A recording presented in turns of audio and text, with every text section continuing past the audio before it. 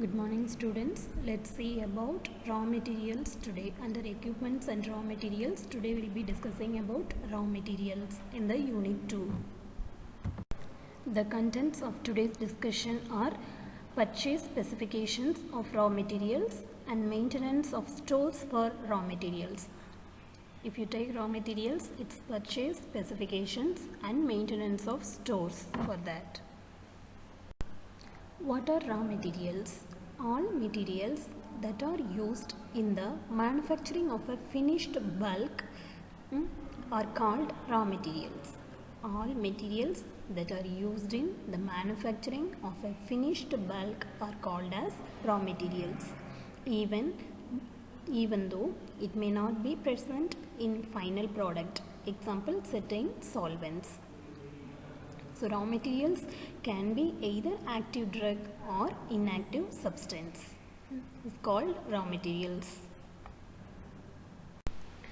These are written guidelines defines the operational, physical and or chemical characteristics as well as the quality and quantity of the particular item to be acquired and means to be purchased.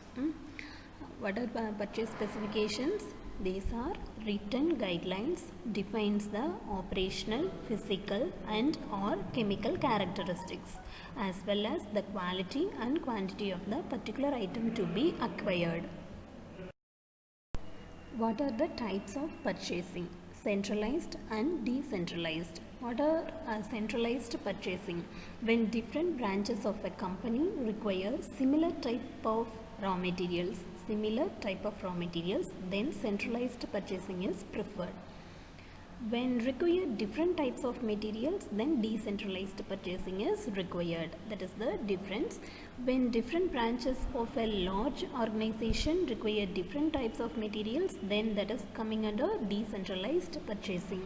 So what are the types of purchasing? Centralized and decentralized. What are the modes of purchasing? There are 4 modes of purchasing: by inspection, by sample, by description of brand, by grading. Taking this respective consideration, will be purchasing the raw materials. What are the objectives of purchasing? It is to assure that each unit contains the amount of drug claimed on the label. Each unit should contain the amount of drug claimed on the label. Then to make the availability of all the drug in each unit for complete use.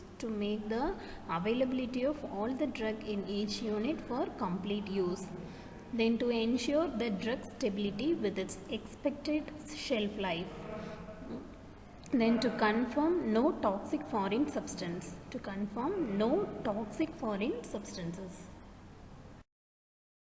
Next, coming to steps involved in purchase procedure. There are 8 steps involved in it.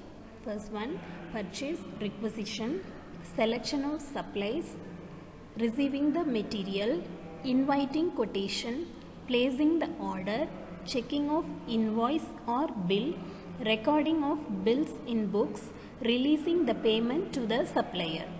These are the steps involved in purchase procedure. Coming to purchase specification parameters for raw materials. There are 15 parameters are considered while purchasing a raw material. First one, name of the material, then description of the material, composition, country of origin, method of production, packaging formats, delivery methods, description of labeling, lot ID and coding for traceability, storage conditions and shelf life, preparation and handling before use. Then acceptance and rejection criteria, requirements for certificate of analysis for high risk materials, special requirements such as allergen information and ethical sourcing policies, then information about compliance with statutory and regulatory requirements, then formal agreement between the supplier and purchaser. Then general factors to be considered for purchasing are, this already we have discussed under purchasing of equipments also. What are the factors? Right source, right quality, right quantity, right price, right time, and right mode of transportation of raw materials. Coming to maintenance of stores for raw materials. What is maintenance? The work of keeping something in proper condition.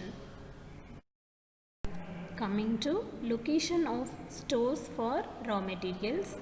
It should be located adjacent to manufacturing area, and the location depends upon nature and value of items to be stored, and also it depends upon frequency of items received and issued. Should be located adjacent to manufacturing area, and it depends upon nature and value of items to be stored. Then it depends upon frequency of items received and issued. Objectives of location of stores are to minimize wastage of space, to maximize the ease of operations, then to minimize handling costs, then to minimize other operating costs. These are the 4 objectives need to study about location of stores, to know about location of stores. What are the 4 objectives? To minimize the space, wastage of space, then to maximize ease of operation, then handling costs reduced, then other operating costs are reduced.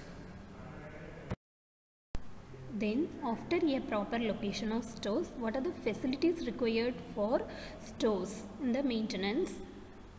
Inspection center, space for storing retained samples for quality control, centralized weighing room, washing room, and quarantine room. These are the 5 facilities are required for stores for raw materials.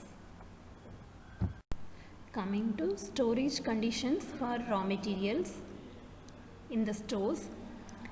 First one, room temperature should be at 30 degrees Celsius and relative humidity should be at 60%. 30 degrees Celsius and 60% humidity. In AC storage condition, 25 degrees Celsius plus or minus 2 degrees Celsius and relative humidity between 45 and 55%. Then low temperature storage should be at 2 to 8 degrees Celsius.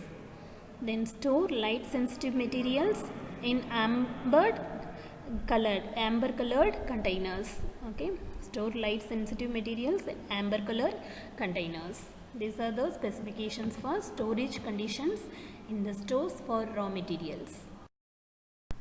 Coming to objectives of storing raw materials. Here we have discussed till now 3 types of objectives.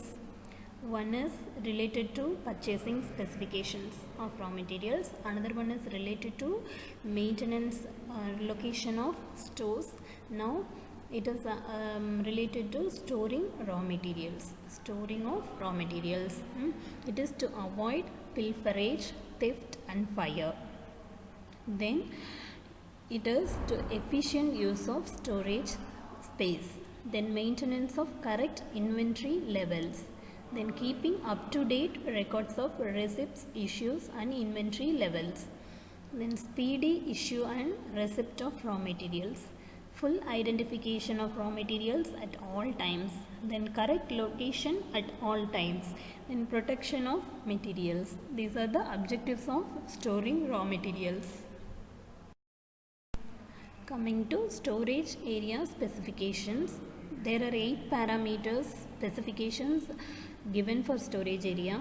First one is ensuring of quarantine status, sufficient capacity, then clean, dry and maintained within acceptable temperature limit, design and equipped reception area.